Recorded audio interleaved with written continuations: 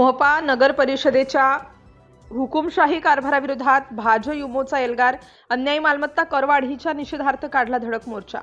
मोहपा शहरातील नागरिकांना पिण्याचे पाणी, रस्ते, ड्रेनेज, पथदिवे आणि कचरा व्यवस्थापन यांसारख्या प्राथमिक सुविधा पुरवण्यात पूर्णपणे अपयशी ठरलेल्या मोहपा नगर परिषद प्रशासनाने लादलेल्या जुलमी मालमत्ता करवाढीच्या विरोधात भारतीय जनता पार्टी युवा मोर्चाचे भाजयुमो थेट रणशिंग फुंकले।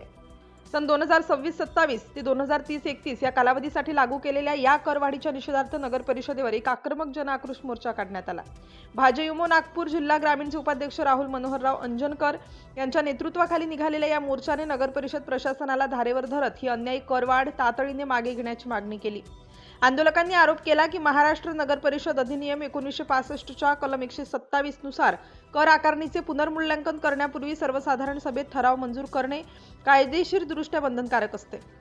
मात्र सध्या नगर परिषदेवर प्रशासक राज असल्याचा गैरफायदा घेत लोकप्रतिनिधींना आणि जनतेला पूर्णपणे अंधारात ठेवून हा मनमानी निर्णय लादण्यात आलाय।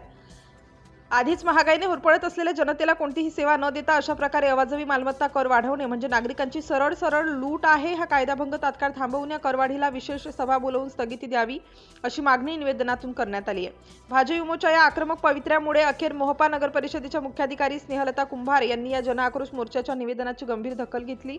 हा संपूर्ण विषय आगामी सर्वसाधारण सभेच्या पटलावर मंजुरीसाठी ठेवण्यात येईल आणि त्यावर कायदेशीर योग्य ती कार्यवाही केली जाईल असे लेखी आश्वासन त्यांनी दिले। जर ही अन्यायी करवाढ तात्काळ पूर्णपणे मागे घेतली गेली नाही तर यापुढे आणखी तीव्र आणि उग्र स्वरूपाचे आंदोलन छेडण्यात येईल असा थेट इशारा भाजयुमोने प्रशासनाला दिला।